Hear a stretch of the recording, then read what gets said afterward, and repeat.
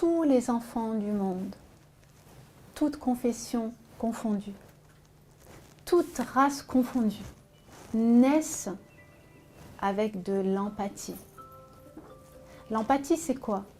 L'empathie, c'est le fait de ressentir ce que ressent l'autre. C'est ça l'empathie. Et cette empathie, elle est importante.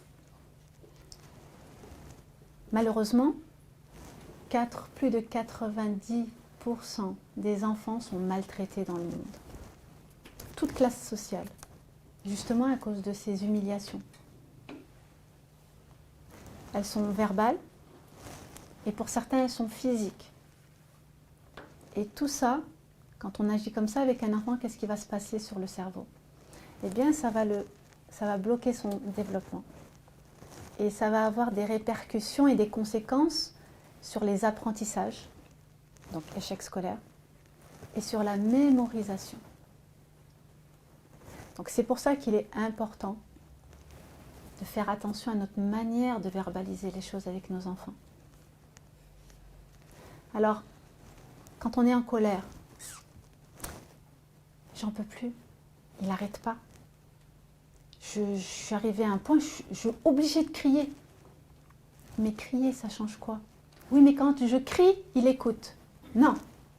Quand vous criez, il arrête par peur. Quand il s'arrête, son cerveau se fige. Il est sidéré. Là, son cerveau, il s'arrête de fonctionner quand vous criez. Vous voyez, des fois, quand vous criez, il fait ça. Là, son cerveau, à ce moment-là, il s'arrête. Moi, dans cette intervention, mon objectif, ça n'est pas du tout de culpabiliser les mamans. C'est de vous faire prendre conscience. Je veux que vous ayez un électrochoc. Je veux vraiment que ça vous fasse mal à l'intérieur et que vous preniez conscience que c'est important de changer nos comportements. Nous sommes la meilleure des communautés suscitées sur Terre. Allah subhanahu wa ta'ala, il nous dit que nous sommes la meilleure des communautés. Est-ce que vous pensez qu'on est la meilleure des communautés? Nous ne sommes pas la meilleure des communautés. La meilleure des communautés, c'est celle qui va prôner le bien et qui va dénoncer un mal. Mais nous faisons le mal. Le bien, il est minime par rapport au mal. Regardez de quelle manière les musulmans sont traités. Si on était respectable et si on suivait les enseignements prophétiques, on n'en serait pas là. Et tout ça vient de quoi? Vient de l'éducation.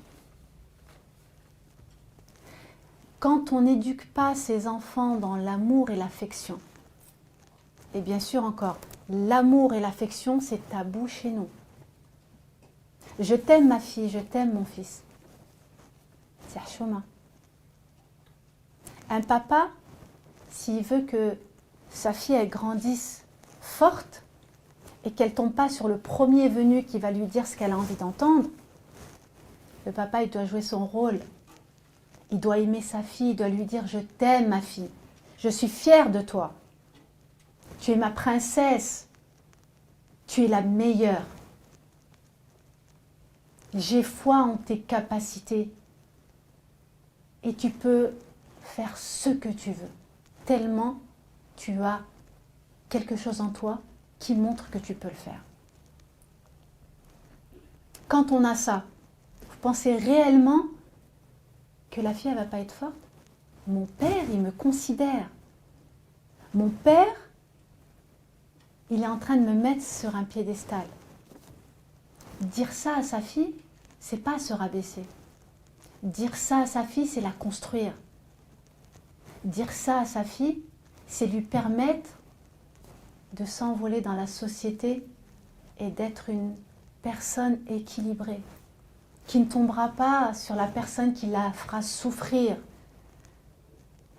Le nombre de jeunes filles qui souffrent avec la personne qu'elles ont malheureusement choisie, qui n'est pas la bonne, tout ça parce qu'elles n'ont pas reçu l'affection de leur papa. Et ça, chacun devra rendre des comptes devant Allah subhanahu wa ta'ala.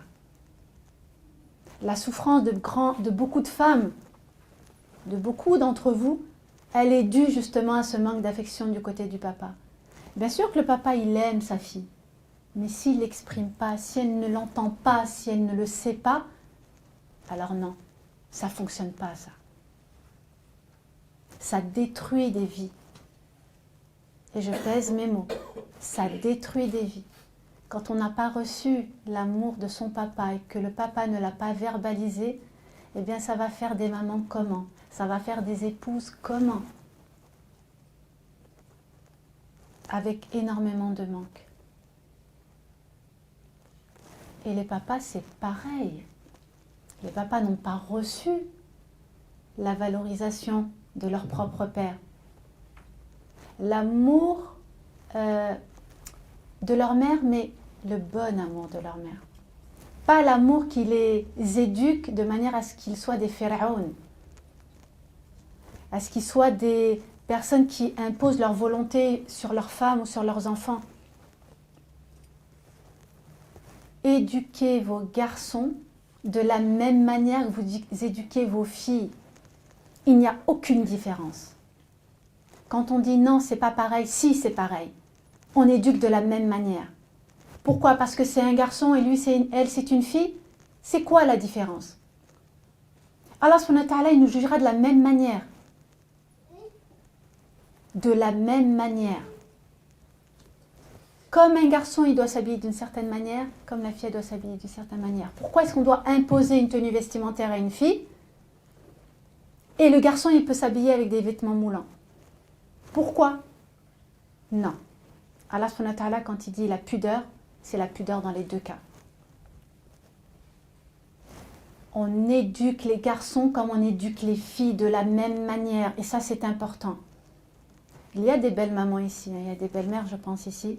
Il y a des mamans, et il y a des grands-mères, et il y a des célibataires. Je tire la sonnette d'alarme sur les belles mamans, les belles-mères. Et c'est un gros problème dans la communauté. Je marie mon fils avec la femme qu'il a choisie. Je ne rentre pas au milieu, moi. Il choisit qui il veut. Je peux conseiller, mais la décision lui appartient. Pourquoi est-ce que je vais faire intrusion dans sa vie privée? Pourquoi je vais le forcer à choisir des choses ou à lui imposer un comportement avec son épouse alors que lui, il n'a pas choisi ce genre de comportement? Mais il va se plier à la décision de sa maman parce que... Pourquoi? Pourquoi vous allez me dire, pourquoi est-ce qu'il sait que ce n'est pas juste? Pourquoi il le fait? Tout ça, c'est l'éducation. L'enfant, il a été éduqué depuis qu'il est petit à obéir au doigt et à l'œil. Avec cette éducation rigide, intransigeante. C'est moi, tu m'obéis à moi, il n'y a personne d'autre à qui tu dois obéir. Si je te dis, meurs, tu meurs. C'est moi qui décide pour toi. Voilà comment les garçons sont éduqués et comment les filles sont éduquées. On ne leur laisse pas le choix.